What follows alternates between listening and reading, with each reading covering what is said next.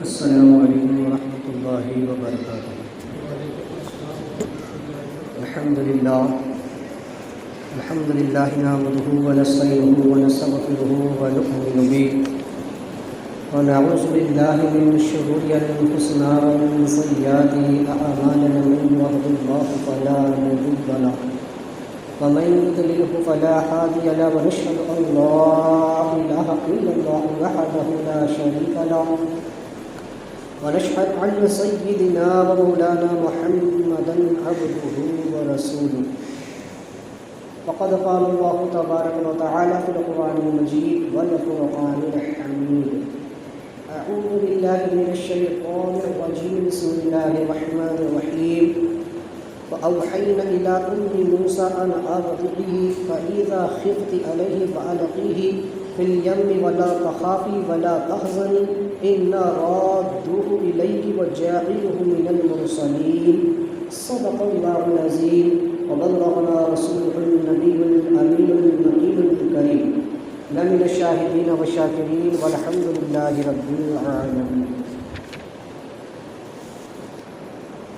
بال توحید کے مجوانوں، شمع رسالت کے پروانوں، غوث و خواجہ کے چاہنے والوں، مصطفیٰ جان رحمت صلی اللہ تبارک و تعالی علیہ وسلم کے پیارے دیوان، آئیے آغاز گفتگو سے قبل ہم اور آپ مل کر انتہائی خلوص و محبت کے ساتھ غمت خضراء کی جانب لو لگا کر حضور آقا نامدار مدینے کے تاجدار ہم غریبوں کے غم گسار جناب رحمت مجتبیٰ محمد مصطفیٰ علیہ تحیت و ثنا صلی اللہ تبارک و تعالی علیہ وسلم کی بارگاہ بے کس پناہ میں درود و سلام کا نذرانہ پیش کرے پڑے اللہم صلی علی سیدنا و مولانا محمد معادل الجود والکرم وآلہ و اصحابہ و بارک وسلم. ایک متوقع جو اللہم صلی علی سیدنا مولانا محمد طب القلوب دواعیہ و عافیت الابدان و شفائیہ و نور الابصار و ضیائیہ و آلہ و اصحابہ دائما ابدا. رسول برکت کے لیے اللہم صلی صلاۃ کاملہ و سلم سلاما متعمہ علی سیدنا محمد الذی تنحل بالقدر تنفرج به الكرب تقضى به الحوائج تنال به الرغائب وحسن الخواتم ويستسقى الغمام بوجهه الكريم وعلى آله وأصحابه بكل لمحة ونفس بعدد كل معاني لك يا الله يا الله يا الله. حضرات، حضرت سیدنا موسیٰ علیہ اللہ نبینا علیہ السلام کا ذکر خیر شروع ہے. پچھلے جمعہ اس دن میں ہم نے چند باتیں سماعت کی تھی کہ موسیٰ علیہ السلام کی ولادت سعادت اس طریقے سے ظہور میں آئی. اللہ تعالیٰ ارشاد فرماتا ہے: وَأَوْحَيْنَا إِلَىٰ أُمِّ مُوسَىٰ أَنْ أَرْضِعِيهِ فَإِذَا خِفْتِ عَلَيْهِ فَأَلْقِيهِ فِي الْيَمِّ وَلَا تَخَافِي وَلَا تَحْزَنِي إِنَّا رَادُّوهُ إِلَيْكِ وَجَاعِلُهُ مِنَ الْمُرْسَلِينَ. اس کا ترجمہ کنز الایمان شریف کے حوالے سے یہ ہے کہ اور ہم نے موسیٰ علیہ السلام کی ماں کو الہام فرمایا کہ اسے دودھ پلاؤ، پھر جب اس کے متعلق تجھے کوئی خطرہ ہو تو اسے دریا میں ڈال دے، اور نہ ڈر اور نہ غم کر، بے شک ہم اسے تیری طرف پھر لوٹائیں گے اور ہم اسے رسول بنائیں گے. تو رب تبارک و تعالیٰ نے حضرت موسیٰ نبینا علیہ الصلاۃ والتسلیم کی والدہ ماجدہ کے دل میں اس بات کو پختہ یقین کے طور پر ڈال دیا تھا کہ موسیٰ علیہ السلام کی ولادت سے تم خوف نہ کرنا اور نہ ہی ان کی پرورش وغیرہ کے متعلق، اس لیے کہ اس کی حفاظت ہم کریں گے، اور جب تجھے اس سے خوف ہو تو پھر اسے دریا میں ڈال دیں. سب سے پہلی چیز یہاں عرض مجھے کرنی ہے کہ یہاں پہ اللہ تعالیٰ نے جو ارشاد فرمایا وَأَوْحَيْنَا إِلَىٰ أُمِّ مُوسَىٰ، کہ ہم نے موسیٰ علیہ السلام کی والدہ کو الہام فرمایا. یہاں پر لفظ وحی کا استعمال ہوا، وَأَوْحَيْنَا. اب وحی کیا ہوتی ہے پہلے اس کو سمجھیں. یہاں عقیدے کا یہ باب ہے، اس کو اچھی طریقے سے آپ سمجھیں. صاحب تفسیر البیان فرماتے ہیں کہ دراصل وحی اشارہ شرعیہ کو کہا جاتا ہے، اور وہ کلمات جو اللہ تعالیٰ کی طرف سے کسی نبی علیہ السلام کو القاء کیے جائے وہ وحی ہے. اس کی کئی صورتیں ہیں. مثلا پہلے اللہ تعالیٰ کے بھیجے ہوئے رسول کو دیکھ کر اور اس کا کلام سن کر پیغام الہی سنا جائے، جیسے کہ حضرت جبریل علیہ السلام حضور علیہ السلام کی خدمت میں ایک معین صورت میں حاضر ہوتے ہیں۔ دوسری صورت یہ ہے کہ اللہ تعالیٰ کا کلام براہ راست سننا، لیکن ذات حق کو دیکھا نہ جا سکے، جیسے کہ موسیٰ علیہ السلام اللہ تعالیٰ سے بلا واسطہ کلام فرمایا کرتے۔ اور اس کی تیسری صورت یہ ہے کہ کلام الہی خیال میں ڈالا جائے، جیسے کہ نبی کریم علیہ السلام نے فرمایا کہ روح القدس نفث فی روحی، اور کبھی لفظ وحی الہام کے معنی میں بھی مستعمل ہوتا ہے، جیسے اوحینا الی ام موسیٰ، اور کبھی تسخیر کے معنی میں آتا ہے، جیسے کہ فرمایا اوحی ربک الی النحل۔ تو وہی کبھی اچھے خواب کو بھی کہا جاتا ہے، جسے الہام سے تعبیر کیا جاتا ہے، جیسے کہ حدیث پاک میں فرمایا انقطع الوحی وبقیت المبشرات وقیل المؤمنین، کہ وحی کا سلسلہ منقطع ہو چکا ہے، لیکن اچھے خواب جو کہ مومن کا حق ہے، اس کا حصہ ہے، وہ باقی۔ تو یہ وحی کی تین اقسام ہیں۔ وحی دراصل وہ کلام ہے کہ جو رب تبارک و تعالیٰ بالواسطہ یا بلا واسطہ کسی سے فرمائے۔ اب یہ بہت اہم چیز عقیدے کا معاملہ، اس کو اچھے سے سمجھیں۔ وحی اصطلاح شرع میں خاص ہے انبیاء علیہ السلام کی۔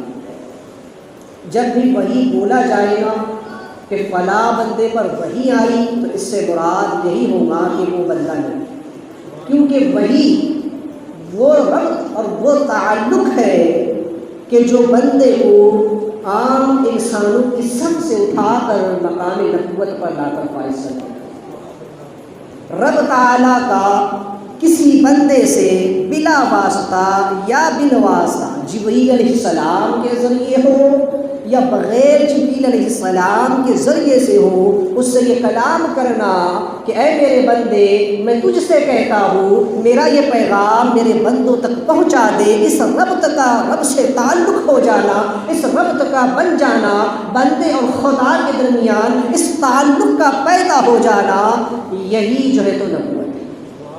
رب کا کسی بندے سے کہہ دینا، جبریل کو بھیج کر کہنا کہ جاؤ میرے فلاں بندے سے کہہ دو کہ میرا یہ پیغام میرے بندوں تک پہنچا دے، جیسے فرمایا قل هو اللہ احد، محبوب آپ کہہ دیجئے کہ وہ اللہ ایک، قل یا ایھا الکافرون، محبوب آپ کہہ دیجئے کہ اے کافرون، قل اعوذ برب الفلق، قل اعوذ برب الناس۔ یہ جو لفظ قل ہے رب کا حضور سے کہنا کہ اے میرے محبوب قل آپ کہہ دیجئے میں رب ہوں، میں چاہوں تو بلا واسطہ میں ہر ایک سے کلام کر سکتا ہوں، ہر انسان سے بات کر سکتا ہوں، لیکن محبوب میری یہ شان نہیں ہے کہ میں ہر کس و ناقص سے کلام کروں، میں ہر بشر اور ہر عام انسان سے کلام کروں، یہ میری شان نہیں ہے۔ میں تو کلام کرتا ہوں ان انبیاء سے، ان بشر سے جو ان عام انسانوں سے کئی درجے میں نے افضل پیدا فرمایا۔ تو رب تعالیٰ انبیاء سے کلام فرماتا ہے، تو یہ انبیاء ہماری طرح کے بشر نہیں ہیں، ہماری طرح کے انسان نہیں ہیں، اس لیے کہ ان پر رب کی وحی آتی ہے، ان سے رب کلام کرتا ہے۔ ارے ہماری تو اوقات بھی نہیں ہے کہ وہ ہم سے کلام کرے۔ اور یہ دلیل ہے کہ محبوب جب میں آپ کے واسطے اور آپ کے وسیلے سے اپنی بات بندوں تک پہنچاتا ہوں، تو ان بندوں سے کہہ دو کہ تم بھی اپنی بات، اپنے اعمال میرے واسطے اور وسیلے سے خدا تک پہنچاؤ۔ جب خدا اپنی بات حضور کے واسطے کے بغیر ہم سے نہیں کہتا، تو پھر ان وہابیوں کو جرت کیسے ہو گئی کہ جو بغیر واسطے کے خدا تک پہنچنا چاہتے ہیں؟ وصل مولا چاہتے ہو تو وسیلہ ڈھونڈ لو، بے وسیلہ نجدی ہو ہرگز خدا ملتا ہے۔ اور رب نے بتا دیا کہ میں جس کی طرف کلام کر لوں، میں جبریل کو بھیج دوں، یا جسے میں خواب میں لکھا کر دوں، وہ میرا خاص بندہ ہوتا ہے۔ لیکن جب یہی لفظ وحی کسی غیر نبی کی طرف منسوب ہو، تو پھر اس سے مراد الہام ہوتا ہے۔ الہام وہ کلمات ہے کہ جو اولیاء اکرام پر جاگنے یا سونے کی حالت میں، کشف کی حالت میں ان پر اللہ تعالیٰ کے دل پر ظاہر فرماتا ہے، اور عام مومنین جو ہے ان پر اللہ تعالیٰ خواب میں جو خواب انہیں دکھائی دیتے ہیں، خواب کی کئی اقسام ہیں، خواب رحمانی، خواب شیطانی اور خواب اضغاث الاحلام۔ میں اس کی طرف بحث نہیں کرتا۔ تو رب کی طرف سے جو اچھے خواب آتے ہیں، روایتوں میں آیا کہ وہ نبوت کا 46واں حصہ ہے۔ تو یہ جو ہوتے ہیں یہ الہام کہلاتے ہیں۔ جب غیر نبی کی طرف لفظ وحی بولا جائے تو اس سے مراد الہام ہوگا، جیسا کہ اس آیت کریمہ میں کہا گیا وَأَوْحَيْنَا إِلَىٰ أُمِّ مُوسَىٰ، کیونکہ عقیدے کا یہ باب ہے۔ یہ عقیدے کا مسئلہ یاد رکھنا کہ نبوت اللہ نے مردوں کے علاوہ کسی اور کو نہیں عطا فرمائی۔ نبوت اللہ نے صرف مردوں کو عطا فرمائی، عورتوں میں آج تک کوئی عورت نبی نہیں بنی۔ حضرت آدم نبی علیہ السلام سے لے کر ہمارے آقا کریم صلی اللہ تعالی علیہ وسلم تک جتنے انبیاء کم و بیش 1,02,24,000 تشریف لائے، وہ سب کے سب مرد تھے، کوئی عورت نبی نہیں بن سکتی۔ ہاں البتہ ولایت وہ مقام ہے کہ جس پہ عورتیں بھی فائز ہوئی، بڑے بڑے مقامات پر عورتیں جو ہے تو ولایت میں فائز ہوئی ہے، لیکن نبوت صرف اور صرف اللہ نے مردوں کے لیے رکھی۔ اب ایک مسئلہ یہ بھی سمجھ لیں کہ نبوت جو ہے یہ قسمی نہیں ہے، بلکہ محض عطا الہی۔ یہ نہیں ہے کہ اللہ کا کہ کوئی انسان بہت محنت کرے، بہت عبادت کرے، رات رات بھر عبادت کرے، دن روزوں میں گزار دے، جنگلوں میں اپنی زندگی گزار دے تو اللہ تعالیٰ اس کو نبی بنا دے، ایسا ہرگز نہیں۔ کوئی انسان اپنی محنت سے، اپنی عبادت سے، اپنی ریاضت سے، اپنے نوافل سے کبھی بھی نبی نہیں بن سکتا۔ یہ محض عطیہ الہی، یہ محض خدا کا فضل ہے، اس نے جسے چاہا عالم ارواح میں نبی بنا دیا۔ اب دنیا میں آ کر بس اس کا اعلان کرتے ہیں، دنیا میں آ کر وہ صرف نبوت کا اعلان کرتے ہیں کہ میں اللہ کا نبی۔ اس لیے اس بات کو اچھی طرح سمجھ لیں کہ فی زمانہ قادیانیوں کا جو مسئلہ ہے، حضور علیہ السلام نے وصال سے پہلے فرما دیا تھا انا خاتم النبیین لا نبی بعدی، میں آخری نبی ہوں اور میرے بعد کوئی نبی، اور میرے بعد کئی دجال آئیں گے، کئی قذاب آئیں گے جو نبوت کا دعویٰ کریں گے، وہ سب کے سب جھوٹے۔ جو کہے کہ میں اللہ کا نبی ہوں، مجھ پر وحی آتی ہے، وہ کافر ہے، مرتد ہے، ہرگز اس کی بات نہ مانی جائے۔ بلکہ علماء کرام فرماتے ہیں کہ ایسے شخص سے کوئی معجزہ طلب کرے وہ بھی کافر، جس نے اس کے معجزہ طلب کر لیا وہ بھی کافر ہو جائے۔ تو اس زمانے میں چونکہ قادیانیوں کا مسئلہ بھی بڑا زور و شور پر ہے، یہ قادیانی مرزا غلام احمد قادیانی جس نے نبوت کا معاذ اللہ دعویٰ کیا کہ میں نبی ہوں اور میرے پاس ٹیچی ٹیچی نام کا ایک فرشتہ وہی لے کر کے آتا ہے معاذ اللہ رب العالمین، تو یاد رکھیں یہ کافر ہے، مرتد ہے۔ ان لوگوں سے نہ کسی قسم کا تعلق، نہ میل جول میل ملا، کوئی سے کوئی تعلق نہیں، بالکل قطع تعلق۔ تو بہرحال بتا یہ رہا تھا کہ یہاں پر جو لفظ وحی آیا اور جیسے کہ فرمایا وَأَوْحَىٰ إِلَىٰ رَبِّكَ إِلَى النَّحْلِ، کہ تیرے رب نے شہد کی مکھی کو الہام فرمایا۔ یہاں پر بھی وحی کا لفظ آیا تو اس سے مراد الہام ہے، کیونکہ کوئی مکھی تو نہیں ہو سکتی۔ اللہ نے مکھی کے دل میں، شہد کی مکھی کے دل میں بات ڈالی کہ وہ کس طریقے سے شہد بنائے، بہرحال اس پر بھی بحث نہیں کریں۔ تو ان آیات میں جہاں لفظ وحی کسی غیر کے نبی کی طرف منسوب ہوا ہے اس سے مراد الہام۔ نبوت ہمارے آقا کریم علیہ السلام پر ختم ہے، حضور کے بعد کوئی نبی نہیں آ سکتا۔ تو بہرحال رب نے فرمایا اوحینا الی ام موسیٰ، ہم نے موسیٰ علیہ السلام کی والدہ کے دل میں یہ بات یقین کے ساتھ ڈال دی تھی، یہ بات ان کے دل میں ڈال دی تھی کہ فَإِذَا خِفْتِ عَلَيْهِ، کہ جب تجھے اس سے خوف ہو، جب یہ بچہ تیرے گھر آ چکا ہے، اس کی ولادت ہو چکی ہے، اس کا میلاد ہو چکا ہے، تم اسے دودھ پلاتی رہو، اور جب تمہیں یہ ڈر لگے کہ اس کے رونے سے پڑوسیوں کو خبر ہو جائے گی اور وہ جا کر فرعونیوں کو بتا دیں گے، یا پھر فرعونی یہاں آ پہنچیں گے، یا جس طریقے سے بھی تجھے خوف ہو، تو پھر تم جو ہے تو اس بچے کو دریا میں ڈال دو، اس کی حفاظت ہم کریں گے اور اسے تیرے طرف لوٹا کر کے لے آئیں گے، واپس تیری ہی طرف لائیں گے، اور اسے ہم مرسل میں سے، نبیوں میں سے بنائیں گے۔ یا مرسلین فرمایا، حضرت موسیٰ علیہ السلام مرسل نبیوں میں سے، میں اس سے پہلے بتا چکا ہوں کہ اس میں بھی مراتب ہیں، انبیاء، پھر نبیوں میں بھی رسول کا مقام اس سے بلند تر ہے. رسولوں میں جو تو مرسل انبیاء ہوتے ہیں، اور مرسلوں میں بھی 4 مرسل اہم ہے، اور ان میں بھی سب سے افضل ہمارے آقا کریم صلی اللہ علیہ وسلم. تو بہرحال تو اللہ نے فرمایا کہ ہم موسیٰ کو مرسلین میں سے بنائیں گے، صرف نبی ہی نہیں، صرف رسول ہی نہیں، بلکہ مرسل نبی بنائیں گے، کتاب دے کر کے اسے بھیجیں. تو بعض بزرگوں نے یہاں فرمایا کہ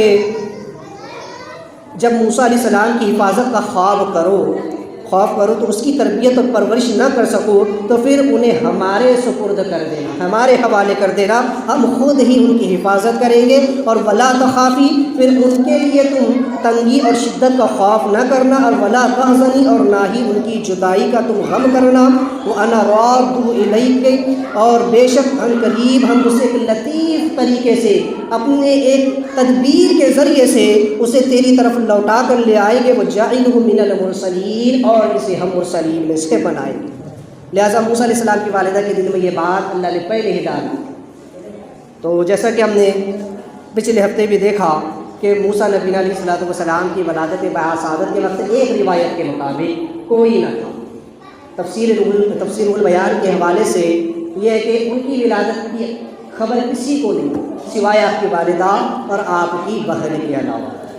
لیکن ایک روایت یہ بھی آتی ہے کہ حضرت موسیٰ علیہ السلام کی جب ولادت کا وقت قریب آیا تو اس وقت ایک دائی جو ہے آپ کے گھر آئی، ایک دائی آپ کے گھر آئی، اور موسیٰ علیہ السلام کی جب ولادت ہوئی تو آپ کی پیشانی سے ایسا نور نکلا، آپ کی دونوں آنکھوں کے درمیان سے ایسا نور نکلا کہ جسے دیکھ کر وہ دائی حیران رہ گئی. اور اسی وقت اس کے دل میں موسیٰ علیہ السلام کی محبت ڈال دی گئی، اور اس نے کہا کہ خاتون، میں آئی تو اس لیے تھی کہ اگر تیرے یہاں لڑکا پیدا ہو تو میں اسے قتل کر دوں گی، اسی وقت اس کا گلا دبا دوں گی، لیکن اس بچے سے مجھے شدید قسم کی محبت ہو چکی ہے، لہٰذا اپنا بچہ تو محفوظ کر لے.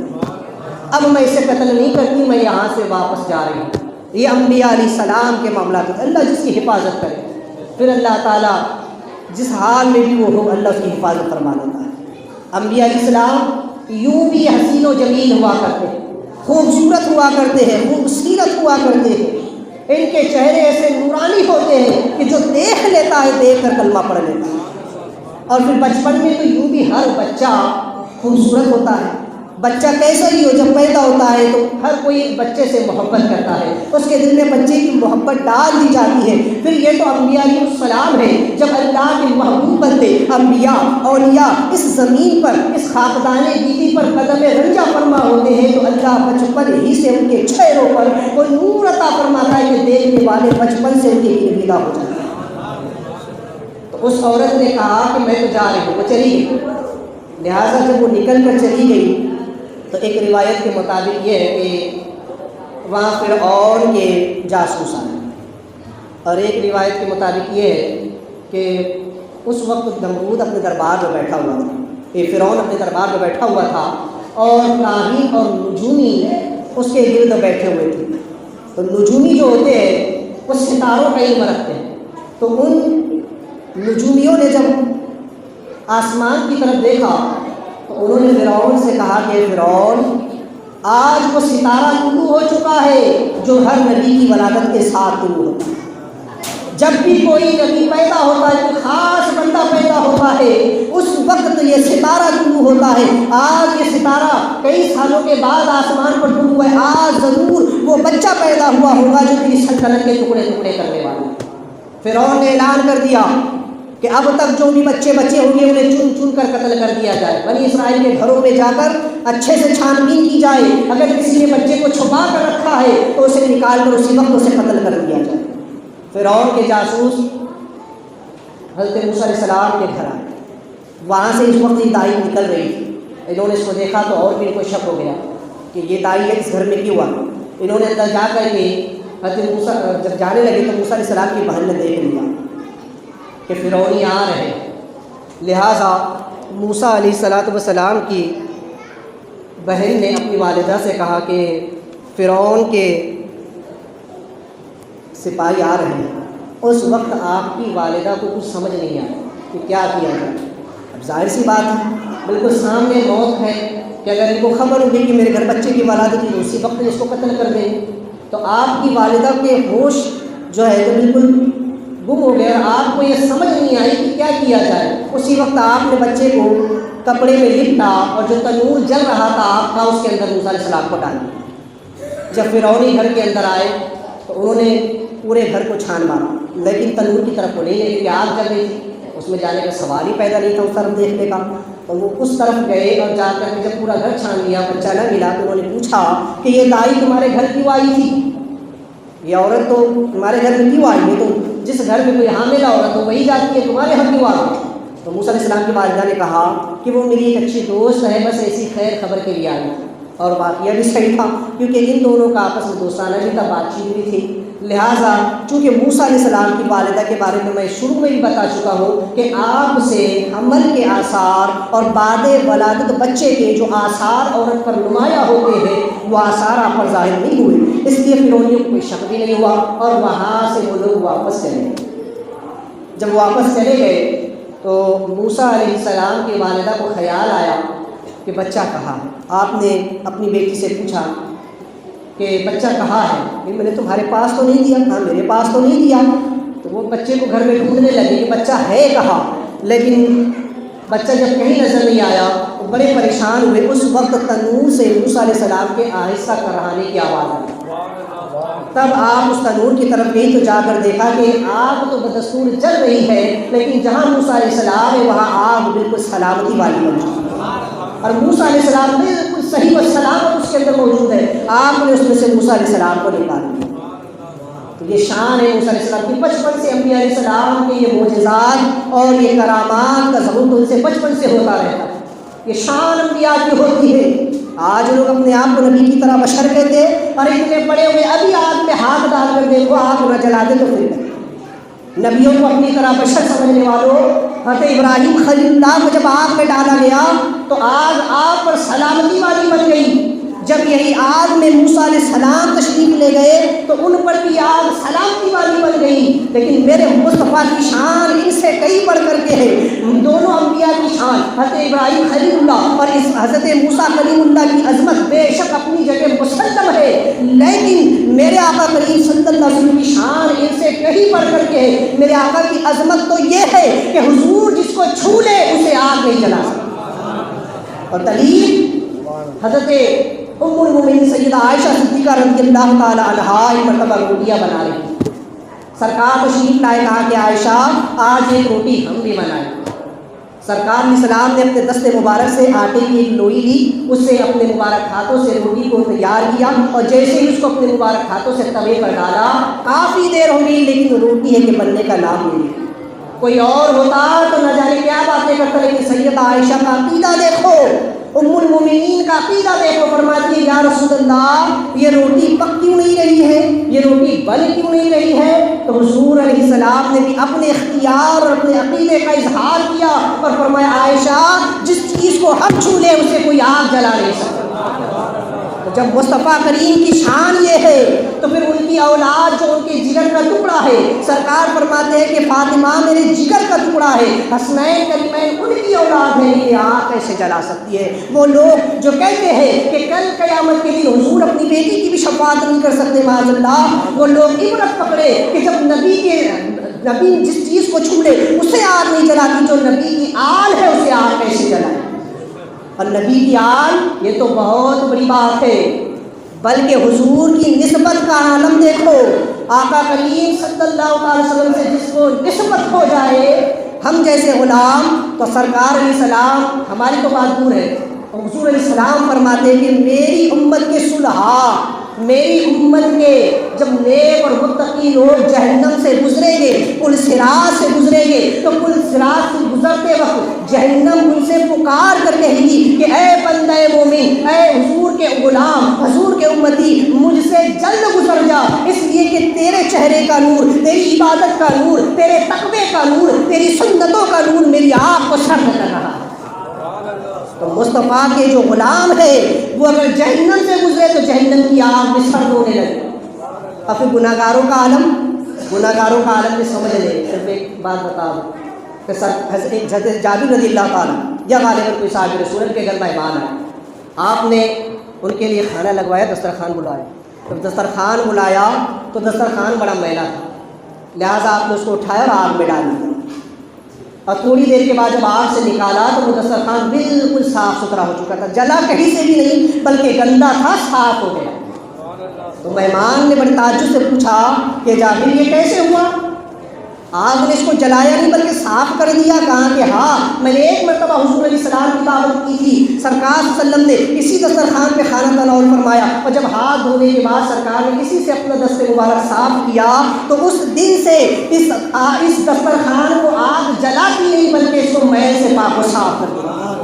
حضور کے گناہگار امتی جن کو حضور سے نسبت ہے کہ ہم حضور کے امتی ہیں، کل قیامت میں اگر اعمال بد کی سبب جہنم میں چلے بھی جائے تو یہ جہنم ہمارے گناہوں کو جلا کر ہمیں پاک و صاف کر دے گی اور واپس جنت میں لے آئے گی. یہ شان ہے مصطفیٰ کریم صلی اللہ علیہ وسلم.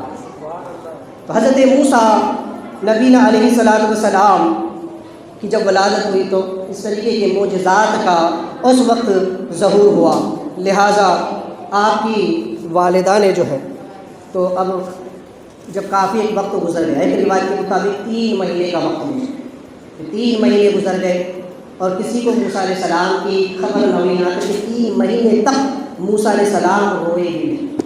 ایک روایت کے مطابق 3 مہینے کے بعد آپ ہوئے. لہٰذا اس کا کوئی ویسے تفصیلی ذکر نہیں ہے کہ آپ نے کتنے دن اپنی والدہ کا دودھ لیا.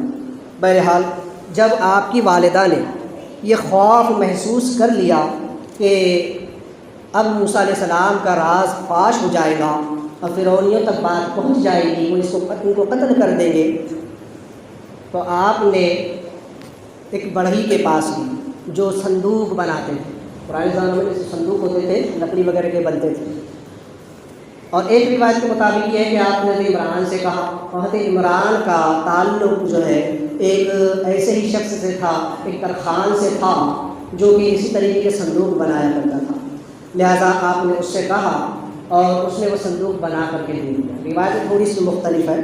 ایک روایت میں یہ ہے کہ اس نے صندوق بنا کر کے دے دیا، لیکن بعد میں اس کو یہ خیال آیا کہ اگر کبھی یہ بات فرعون تک کے پہنچ گئی کہ میں نے صندوق بنا کر دیا تھا، اس میں بچے کو ڈال کر دریائے نیل میں ڈال دیا گیا، تو پھر میری بھی جان کے ڈالے پڑیں گے. اس لیے اس نے یہ سوچ کر کے فرعون کے پاس جانے کر یہ سارا واقعہ بتانے کی کوشش کی اور اسی وقت وہ اندھا ہو گیا.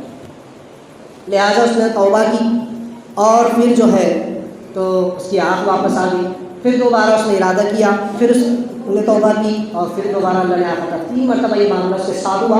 اور پھر جب اس نے صدق کے دل سے توبہ کر لیے تو اس نے جان لیا کہ یہ وہی بچہ ہے جس کی خبر نجومیوں نے اور کاہنوں اور ساحروں نے دی ہے، لہٰذا اس کے خلاف میں کچھ نہیں کر سکتا. اسی وقت صاحب تفسیر البیان فرماتے ہیں کہ وہ موسیٰ علیہ السلام پر ایمان لیا، اور یہی وہ شخص ہے جس کا ذکر قصہ موسیٰ علیہ السلام میں آگے چل کر آتا ہے. اور دوسری روایت میں یہ ہے کہ آپ کی جو والدہ ہے حضرت موسیٰ علیہ السلام کی، تو وہ ایک بڑھئی کے پاس گئی کہ جا کر کے اس سے کہیں کہ صندوق بنا دے. اس نے صندوق جو ہے تیار کیا. اس نے پوچھا کہ صندوق آپ کس لیے بنا رہی ہے؟ آپ نے اس کو ساری کیفیت حال بتا دی. لہٰذا اس شخص کی بھی نیت بدلی اور اس نے چاہا کہ فرعون کے جو کارندے ہیں، جو سپاہی بچوں کو قتل کرنے پر مامور ہیں، انہیں جا کر کے یہ راز بتا دیا جائے. تو جب وہ جانے لگا تو اللہ تعالیٰ نے اس کی قوت گویائی کو سلب فرما لیا، وہ گونگا ہو گیا. جب ان کے پاس پہنچا تو اس نے بولنے کی بہت کوشش کی لیکن اس کی زبان نہیں چلتی تھی. اس نے ہاتھ کے اشارے سے بہت سمجھانے کی کوشش کی لیکن ان لوگوں نے سمجھا کہ یہ کوئی پاگل ہے، کہہ کے اس کو مار کر بھگا دیا. جب واپس آیا اللہ تعالیٰ نے اس کی زبان لوٹا دی. پھر وہ دوبارہ پہنچا، پھر وہی معاملہ ہوا. 3 بار اس کے ساتھ بھی یہی معاملہ ہوا. پھر اس نے بھی صدق کے دل سے توبہ کی کہ اب میں موسیٰ علیہ السلام کے خلاف جو اس بچے کے خلاف کوئی سازش نہیں کروں گا. تب اللہ تعالیٰ نے اس کی قوت گویائی اس کو واپس عطا فرمائی. یہاں سے اس بات کو سمجھ لیں کہ جو لوگ انبیاء اولیاء کے خلاف سازشیں کرتے ہیں، جو انبیاء اولیاء کو نقصان پہنچانا چاہتے ہیں، ان کی عظمت عصمت پر حملے کرتے ہیں، ان کی شان میں گستاخیاں کرتے ہیں، وہ یہ نہ سمجھے کہ وہ بے فکر ہے، وہ یہ نہ سمجھے کہ ان کا رب انہیں دیکھ نہیں رہا ہے، بلکہ ان کا رب انہیں بھی دے رہا ہے. جس طرح 3 مرتبہ ان کو اللہ تعالیٰ نے ڈھیل دی تھی، اسی طرح سے ان لوگوں کو اگرچہ یہاں ڈھیل مل گئی ہے تو یہ نہ سمجھے اور اپنی زبان کو انبیاء کی شان میں دراز نہ کرے، بلکہ سمجھ لے کہ اللہ تعالیٰ نے ان پر دنیا میں بھی عذاب مسلط کر دیا کہ ان کے دلوں کو اللہ نے اندھا بہرا گونگا کر دیا. یہ حق کو سمجھنے سے قاصر آ چکے ہیں،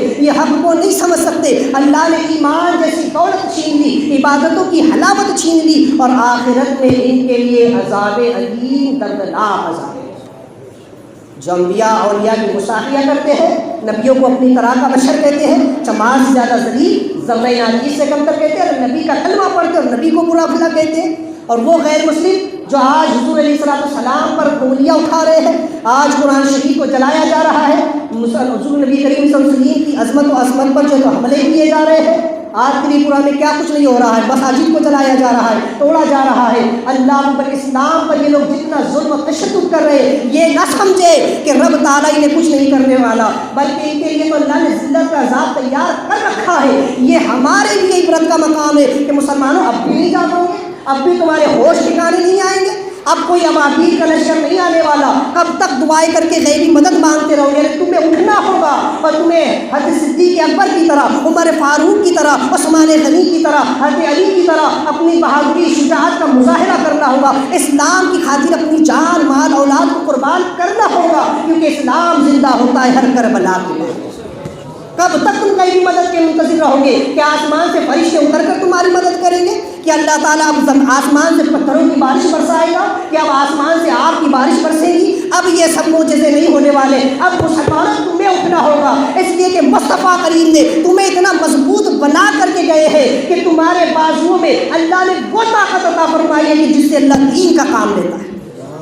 اور تم خواب غفلت میں، تم خواب خرگوش میں ہو. تم نے اپنی اس طاقت کو، اپنی اس جوانی کو آج سوشل میڈیا پر لگا رکھا ہے. آج تمہاری یہ ساری طاقت و قوت جو ہے تو اپنی جو نفسانیت کی خاطر صرف ہو رہی ہے، یہ تمہاری ساری طاقت جو ہے برائی پر صرف ہو رہی ہے. کتنی غیرت کی بات ہے، غیرت سے ڈوب مرنے کی بات ہے آج کہ آج جو غیر مسلم مسلمانوں پر اتنا ظلم و ستم کر رہے ہیں، آج وہ مسلمان انہیں مبارکبادیاں دے رہے ہیں. اللہ، کتنی شرم کی بات. کافروں کے تہوار میں ان سے شرکت کرنا یہ حرام، اور ان کی کسی مذہبی تہوار کو اچھا سمجھنا اور اچھا سمجھ کر، صحیح سمجھ کر اس کی مبارکباد، اس کی تعظیم میں مبارکباد دینا یہ کفر ہے. کیوں شرم نہیں آتی مسلمانوں؟ آج مسلمانوں کے خون، مسلمانوں کے ساتھ کیا کہتے ہیں، مسلمانوں کے خون سے ہولی کھیلی جا رہی ہے، ان کی مساجد کو تباہ کیا جا رہا ہے. تو مسلمان ہیں کہ ان کے پیچھے لگے ہوئے ہیں. اس وقت مسلمانوں کو سمجھنی چاہیے کہ اب وہ معجزے اب نہیں ہونے والے. اللہ معجزے تمہارے ذریعے سے کرنے والا. اللہ تمہاری طاقت کا استعمال اسلام کی سربلندی کے لیے لینا چاہتا ہے. تم اپنی طاقت کو گناہوں پہ صرف نہ کرو، بلکہ اس طاقت کو دین کے لیے صرف کرو. تم اٹھو، پھر اللہ تمہاری مدد فرمائے. اب تم تو کہو گے ہمیں اٹھنا ہی نہیں، ہمیں چلنا ہی نہیں ہے. تو کھانے کے لیے کیسی محنت کرتے ہیں؟ پیٹ بھرنے کے لیے تو سارے زمانے کی محنت ہے. میں یہ بھی کر لوں، یہ بھی کماؤں، وہ بھی کماؤں. 10 دھندے ایک ساتھ چلاتے ہیں. بھائی کریں گے نہیں تو کمائیں گے نہیں تو کھائیں گے کیسے؟ تو کھانے کے لیے کمانا ضروری ہے. دین بچانے کے لیے کوئی محنت نہیں کرنی. بچاتے ہو کہ اللہ خود اپنے دین کی حفاظت، اور وہ کرنے پر آئے تو وہ ابابیل کے ذریعے سے کعبے کو بچا لیتا ہے. وہ کرنے پر آئے تو بہت کچھ کرتا ہے. وہ کرنے پر آئے تو دریا کو حکم دے اور فرعون جیسے کو ڈبا دیتا ہے. وہ کرنے پر آئے تو پھر ایک مچھر کے ذریعے سے نمرود کو تباہ و برباد کر سکتا ہے. وہ چاہے تو ایک حقیر مخلوق سے ایک بڑے سے بڑے جابر و ظالم کو تباہ و برباد کر سکتا ہے، یہ اس کی قدرت ہے. لیکن قانون یہ ہے کہ مسلمان خود اٹھے اور اپنی طاقت کو اسلام کے لیے صرف. اللہ یہ کام تم سے لینا چاہتا ہے. تم اشرف المخلوقات ہو. کب تک مچھروں کے بھروسے پر بیٹھو گے؟ کب تک کہ دریائے نیل کے بھروسے پر بیٹھو گے؟ کب تک ان غیر افضل مخلوق کے بھروسے پر رہو گے کہ یہ آ کر مدد کرے گی؟ اللہ نے تمہیں اشرف المخلوقات بنایا، تمہیں میدان میں آنا ہوگا. اللہ تمہارے ذریعے سے دین کا کام دے گا. بہرحال جو لوگ انبیاء علیہ السلام کی توہین کرتے ہیں، ان کے خلاف سازشیں رچتے ہیں، اللہ تعالیٰ انہیں ضرور ذلیل و رسوا فرماتا ہے. ان کے لیے ذلت کا عذاب اللہ نے تیار کر رکھا ہے. پھر نمرودیوں نے بہت چاہ کے حضرت ابراہیم خلیل اللہ کو صفحے سے بٹا دیا جائے. ہوا کیا؟ آخر انہیں کو منہ کی کھانی پڑی اور ابراہیم خلیل اللہ کو اللہ تبارک تعالیٰ نے عزت اس کا بلندی عطا فرمائی۔ موسیٰ علیہ السلام کے وقت میں فرعون نے چاہا کہ موسیٰ نہ آ سکے، موسیٰ کو قتل کر دیا جائے، سارے انتظامات کر دیے، رب تعالیٰ اپنی تدبیر کو پورا فرما کر رہا۔ اسی طرح آقا کریم صلی اللہ علیہ وسلم پر بھی جب یہ حالات آئے اور نبی کریم علیہ الصلوۃ والتسلیم کے مطابق کفار مکہ نے ایک جگہ جمع ہو کر، دارالارقم میں جمع ہو کر یہ فیصلہ کر لیا، ایک جگہ جمع ہو کر جو ہے یہ فیصلہ کر لیا تھا کہ آج کی رات حضور کو معاذ اللہ قتل کر دیا جائے، ہر قبیلے کا ایک ایک شخص لیا جائے اور تمام لوگ مل کر ایک ساتھ حضور پر معاذ اللہ وار کرے تاکہ ان کے قتل کا الزام کسی ایک قبیلے پر نہ آئے، ورنہ پھر بنی ہاشم سب سے اس سے بدلہ لیں گے اور سارے قبیلے والے مل کر حملہ کریں گے تو پھر وہ کسی سے بدلہ نہیں لے سکیں گے۔ جب ان لوگوں کی یہ تدبیر ہو گئی کہ آج رات معاذ اللہ حضور کو شہید کرنا ہے، قتل کرنا ہے، اللہ تعالیٰ نے وہی فرمائی محبوب آج آپ ہجرت فرما لے۔ سرکار ہجرت فرما گئے، سرکار تشریف لے گئے، سرکار نے ہجرت فرمائی، یہاں تک کہ جب صبح کا سفید نمودار ہوا اور لوگوں کو خبر ہوئی کہ حضور تو ہجرت کر گئے ہیں، تو حضور علیہ الصلوۃ والتسلیم کی کھوج میں لوگوں کو دوڑایا گیا، گھوڑے نکالے گئے، سوار دوڑائے گئے کہ حضور کو جہاں بھی ملے پکڑ کر کے لایا جائے، لیکن دور دور تک کسی کو حضور نظر نہ آئے، صرف سراقہ بن مالک یہ حضور علیہ السلام تک پہنچ سکے۔ یہ سراقہ بن مالک ابھی ایمان نہیں لائے تھے، ابھی اسلام میں داخل نہیں ہوئے تھے، حضور کے انعام کی لالچ میں حضور تک کے پہنچ گئے تھے، حضور کو گرفتار کرنا چاہتے ہیں، حضور کو پکڑنا چاہتے ہیں۔ میرے آقا علیہ السلام نے زمین سے فرمایا اے زمین سراقہ کو پکڑ، تو زمین نے اس وقت سراقہ کو ٹخنوں کے بل پکڑ لیا۔ سراقہ نے اس وقت معافی چاہی کہ یا رسول اللہ مجھے معاف کر دے، میں توبہ کرتا ہوں، میں یہاں سے واپس چلا جاؤں گا، آپ کی خبر کسی کو نہ دوں گا۔ سرکار جو رؤوف الرحیم ہے، سرکار نے کرم فرمایا اور زمین کو حکم دیا، زمین نے چھوڑ دیا۔ سرکار تھوڑا آگے بڑھے، سراقہ کی نیت پھر بدلی، پھر آئے تو پھر حضور نے زمین کو حکم دیا، اب زمین نے گھٹنوں کے بل پکڑ لیا، سراقہ نے پھر معافی چاہی، حضور نے پھر معاف کر دیا، پھر حضور آگے بڑھے، سراقہ پھر آئے، پھر حضور نے حکم دیا تو زمین نے اسے کمر کے تک پکڑ لیا۔ اب سراقہ نے کہا یا رسول اللہ اب معاف کر دے، اب لوٹ کر کے نہیں آؤں گا، اب سچے دل سے توبہ کرتا ہوں۔ حضور نے فرمایا سراقہ کیوں اپنی آخرت کو برباد کرنا چاہتا ہے؟ اے سراقہ میں دیکھ رہا ہوں کہ وہ دن دور نہیں کہ جب تیرے ہاتھ میں کیسر و کسرا کے کنگن پہنائے جائیں گے، وہ بادشاہ جو کیسر و کسرا کے بادشاہ اپنے ہاتھ میں سونے اور چاندی کے کنگن پہنتے ہیں، وہ کنگن تیرے ہاتھوں میں پہنائے جائیں گے۔ مصطفیٰ نے بشارت دی، غیب داں نبی نے ایسی بات بتائی۔ حضرت سراقہ اسی وقت واپس پلٹے، دل میں بات گھر کر گئی اور پھر وہ وقت آیا کہ سراقہ نے حضرت آقا کریم صلی اللہ علیہ وسلم کی خدمت میں حاضر ہو کر اسلام قبول کیا، ایمان لائے۔ اور عمر فاروق کے زمانے میں جب کیسر و کسرا فتح ہوا تو عمر فاروق نے اپنے ہاتھوں سے وہ سونے کے کنگن سراقہ کو پہنا کر حضور کے قول کو سچا کر دکھایا۔ یہ ہے غیب داں نبی کی بات، یہ ہے انبیاء علیہ السلام کے واقعہ۔ تو جو انبیاء علیہ السلام کے دشمن ہوتے ہیں اللہ تعالیٰ کو انہیں برابر ذلیل و رسوا فرماتا ہے۔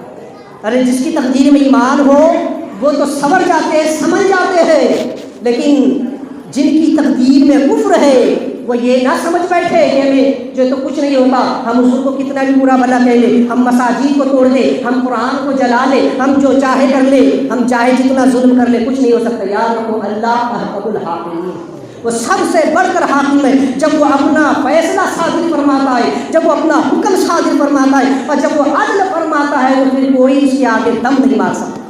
اگرچہ دنیا میں بچ بھی گئے تو آخرت کا عذاب بڑا دردناک، بڑا ذلت کا عذاب اللہ تبارک و تعالیٰ نے ایسے لوگوں کے لیے تیار رکھا ہے۔ تو بہرحال حضرت موسیٰ کلیم اللہ نبینا علیہ الصلوۃ والتسلیم کی والدہ نے چاہا کہ اب موسیٰ علیہ السلام کو کسی ایک صندوق میں ڈال کر انہیں دریائے نیل میں ڈال دیا، کیونکہ اللہ تعالیٰ نے آپ کے دل میں یہ بات پہلے ہی ڈال دی تھی کہ اسے تم دودھ پلاتی رہو اور جب تم اس سے خوف محسوس کرو کہ اس کی خبر فرعونیوں کو ہو گئی تو پھر تم اسے دریا میں ڈال دینا، ہم اپنی تدبیر سے اسے تیری طرف واپس لے آئیں گے اور ہم انہیں مرسلین میں سے بنائیں۔ یہاں ایک بات عرض کروں، یہاں پر ایک اشارہ ہے کہ ہر انسان یہاں سے سبق حاصل کرے، ایک عبرت حاصل کرے۔ وہ کیا؟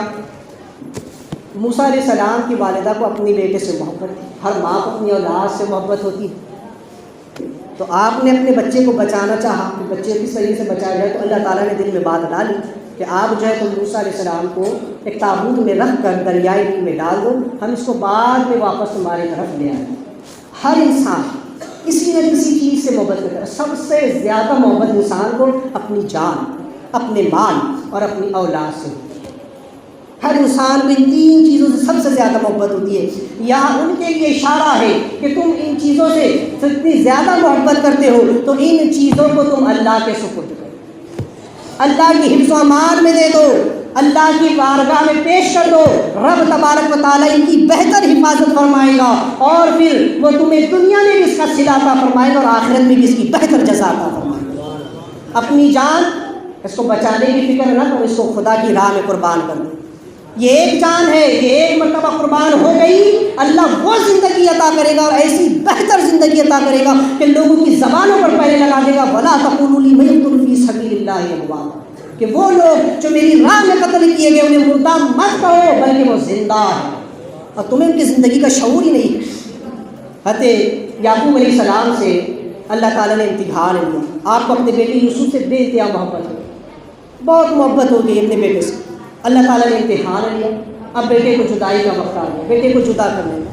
لہٰذا بیٹا جب باپ سے جدا ہوا، برسوں تک کئی سال بیت گئے، باپ بیٹے کے درمیان جدائی رہی. اور اللہ تعالیٰ نے جب امتحان میں یہ کامیاب ہوئے، پورے اترے، تو پھر اللہ تعالیٰ جب بیٹا واپس لوٹایا تو صرف وہ بیٹا نہیں دیا بلکہ مصر کی بادشاہت کے ساتھ بیٹا لوٹایا. کتنی بڑی نعمت کے ساتھ لوٹا دے کہ آج صرف وہ بیٹا نہیں ہے بلکہ وہ نبی بھی ہے اور ساتھ ہی ملک مصر کا بادشاہ بھی. اللہ نے کتنی بہتر حفاظت فرمائی یوسف علیہ السلام کی، اور کتنے احسن طریقے سے اس کو بڑا کر کے اللہ نے یعقوب علیہ السلام کو دیا کہ دیکھ ہم نے تیرے بیٹے یوسف کو نبی بھی بنا دیا اور اسے ہم نے ملک کی سلطنت بھی عطا فرما دی. تو نے صبر کیا، یہ اس کا بھی صلہ.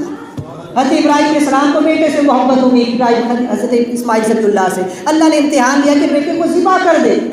آپ نے فوراً حکم کی تعمیر کی، بیٹا ذبح کیا. اللہ تعالیٰ نے دمبے کو ذبح کر دیا اور فرمایا کہ ابراہیم اب تو صرف امتحان لے رہے تھے، ان ھذا لہو البلاء المبین، یہ تو ایک بڑی آزمائش تھی. وفدینہ بذبح عظیم، اور ہم نے آسمان سے ایک بڑا دمبا اتار دیا. وترکنا علیہ فی الآخرین، اور آخرت تک قیامت تک تیری اس یادگار کو ہم نے لوگوں میں باقی رکھ دیا. وسلام علی ابراہیم، ابراہیم پر سلام. اللہ بہتر حفاظت فرماتا ہے اور اولاد کی بھی اللہ نے حفاظت فرمائی. اللہ کے رسول صلی اللہ علیہ وسلم فرماتے ہیں کہ اپنے مالوں کی زکوٰۃ نکال کر اسے مضبوط کلوں میں رکھ لو، اسے اللہ کے حفظ و امان میں دے دو، اللہ تعالیٰ تمہارے مالوں کی حفاظت فرمائے گا. جو مال تر اور خشک میں برباد ہوتا ہے وہ زکوٰۃ ادا نہ کرنے کی وجہ سے ہوتا ہے. اپنے کھیتوں کا عشر نکالو، صدقات و خیرات کرتے رہو، اللہ تمہاری روزیوں میں تمہارے مالوں میں برکت عطا فرمائے گا. آقا کریم السلام فرماتے ہیں جب تم تنگ دست ہو جاؤ، جب تم جو ہے تم فقیر اور غریب ہو جاؤ تو اللہ سے تجارت کر لو. صحابہ نے کہا رسول اللہ سے کیسے تجارت کرے؟ کہا کہ تم اللہ کے بندوں میں اپنا جو بھی ہے اسے صدقہ کر دو، تم ایک دو گے اللہ اس کے بدلے تمہیں 10 عطا فرمائے. تو حضور نے ہمیں بہترین تجارت کا طریقہ سکھایا کہ اللہ سب سے بہتر نفع دینے والا اور سب سے بڑھ کر اجرت دینے والا ہے. تو اپنی جان، اپنا مال اور اپنی اولاد کو خدا کے سپرد کر دو، اس کے حوالے کر دو. اس نے جیسے موسیٰ علیہ السلام کو جو ہے تو ان کی والدہ کے پاس واپس لوٹا دیا، آپ سنیں گے ایسی اللہ تعالیٰ تمہیں یہ جان ایسی عطا کرے گا جو اس جان سے کئی زیادہ گنا جو ہے تو عزت والی اور طاقت والی ہوگی اور اللہ لوگوں کی زبانوں پر پہلے بٹھائے گا. مسلمانوں وقت ہے اسلام کی حفاظت کے لیے اپنی جان، اپنی مال اور اپنے اولاد کو قربان کر دیں. تو یہ سبق اور یہ پیغام ہمیں ان واقعات سے ملتا ہے. اس لیے بارہ کہتا ہوں کہ قرآن مجید کو پڑھنا صرف بس پڑھ کر کے گزر جانا ضروری نہیں، اس کی تفاسیر کو پڑھو، اس کے ترجمے تفاسیر کو دیکھو کہ ان میں جو واقعات ہیں اس میں ہمارے لیے کیا سبق اور عبرت ہے. اللہ تبارک و تعالیٰ اپنے حبیب پاک صاحب اللہ صلی اللہ علیہ وسلم کے صدقے توفیل ہم تمام کو عمل کی توفیق عطا فرمائے. حضرات، جیسا کہ مسائل کا سلسلہ شروع ہے اور اس میں اصطلاحات پر بات چل رہی تھی، لہٰذا پچھلے جمعہ سنت موقدہ، سنت غیر موقدہ اور مستحب، ان 3 چیزوں کے بارے میں میں نے بتایا. آج مباح. مباح کسے کہتے ہیں؟ وہ کام کہ جس کا کرنا اور چھوڑنا دونوں یکساں یعنی برابر ہو، یعنی جس کے کرنے میں نہ کوئی ثواب ہو اور نہ چھوڑنے میں کوئی عتاب و عذاب. کوئی ایسا کام کر لیا کہ جس کے کرنے پر نہ ثواب ہے اور نہ ہی عذاب، تو وہ کام صرف مباح ہوتا ہے. اور حرام، جس کا چھوڑنا اور جس سے بچنا نہایت ضروری ہے، جس کے حرام ہونے کا ثبوت قطعی شرعی دلائل سے ثابت ہو اور جس کے حرام ہونے کا انکار کرنے والا کافر ہے اور جس کا ایک مرتبہ بھی قصداً کرنے والا فاسق مرتکب گناہ کبیرہ مستحق عذاب جہنم ہے، اور جس کا چھوڑنا باعث ثواب ہے، اور فعل حرام یہ مقابل ہوتا ہے فرض۔ جس کام کا کرنا فرض ہو اس کام کا چھوڑنا جو ہے تو حرام ہوتا ہے۔ جیسے کہ نماز کا پڑھنا فرض ہے، کوئی نماز کو چھوڑے بلا عذر شرعی، جس نے جان بوجھ کر قصداً ایک وقت کی نماز چھوڑ دی، اس نے حرام کام کیا۔ لوگ تو سمجھتے ہی، وہ سمجھتے بس ارے ایک وقت کی نماز چھوڑ گئی، ارے حضرت جو ٹائم کی ملتی وہ پڑھ لیتے ہیں، کوئی گناہ ہی نہیں سمجھتے۔ جیسے سور کھانا یہ حرام، یہ دلیل قطعی سے ثابت ہے۔ جیسے شراب حرام، یہ دلیل قطعی سے ثابت ہے یہ حرام۔ اسی طرح جو ہے جو سمجھے کہ نماز کو بلا عذر شرعی چھوڑ دینا، قصداً چھوڑ دینا، اس کی اہمیت ہی کو نہ سمجھنا، اس کی عظمت کو نہ سمجھنا، اور سمجھنا ہے ایک وقت کی تھی چھوڑ گئی، ہاں جو ٹائم کی ملتی ہے پڑھ لیتے ہیں، جب وقت ملے گا پڑھ لیں گے، انشاءاللہ کل سے پڑھیں گے۔ کوئی عظمت ہی نہیں ہے نماز کی، کوئی اہمیت ہی نہیں ہے، یہ بہت بڑا حرام کام ہے۔ لوگ سمجھتے ہیں ہم نے کوئی گناہ ہی نہیں کیا، وہ سمجھتے ہم تو کس کو برا بھلا نہیں کہتے، کس کو کچھ نہیں کرتے، ہم کوئی دوسرے گناہ نہیں کرتے۔ ارے نماز کا چھوڑنا یہ سارے گناہوں کی جڑ ہے، اس لیے کہ اللہ نے فرمایا ان الصلاۃ کانت علی المؤمنین کتابا موقوتا، ان الصلاۃ تنہی عن الفحشاء والمنکر، بے شک نماز روکتی ہے ہر بے حیائی اور بری بات سے۔ ارے نماز تم کو گناہوں سے روک رہی ہے، تو نے نماز ہی کو چھوڑ دیا، تو گناہوں سے کیسے بچ سکتا؟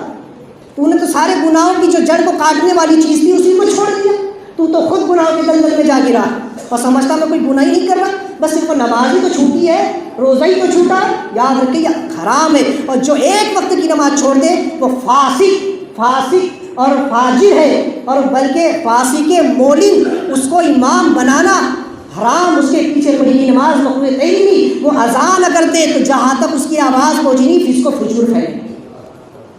سمجھے کہ جو ایک وقت کی نماز بھی چھوڑتا ہے وہ اس بات کو اچھی طریقے سے سمجھ لے، مردود الشہادہ کی گواہی بھی اسلام میں قبول نہیں ہے۔ لوگ بھڑے سے نمازوں کو چھوڑ دیتے ہیں، کچھ سمجھتے ہی نہیں ہے۔ مقروء تحریمی جس کا چھوڑنا اور جس سے بچنا نہایت ضروری ہے، جس کا خلاف شریعت ہونا دلائل ظنیہ شرعیہ سے ثابت ہو، جس کا ارتکاب گناہ کبیرہ و حرام سے کم ہے لیکن چند مرتبہ کرنے اور اس پر مداومت کرنے سے یہ فعل بھی گناہ کبیرہ میں شمار ہوگا۔ وہ کام جو مقروء تحریمی ہے اگر ایک بار کیا تو حرام سے کم، لیکن بار بار کیا تو پھر وہ حرام کے برابر ہو جائے گا، وہ اس کا گناہ پھر بڑھ جائے گا۔ اس کا کرنے والا فاسق اور مستحق عذاب ہے، اس سے بچنا ثواب ہے، اور فعل مقروء تحریمی یہ مقابل ہوتا ہے واجب۔ جو کام کرنا واجب اس کا چھوڑنا مقروء تحریمی۔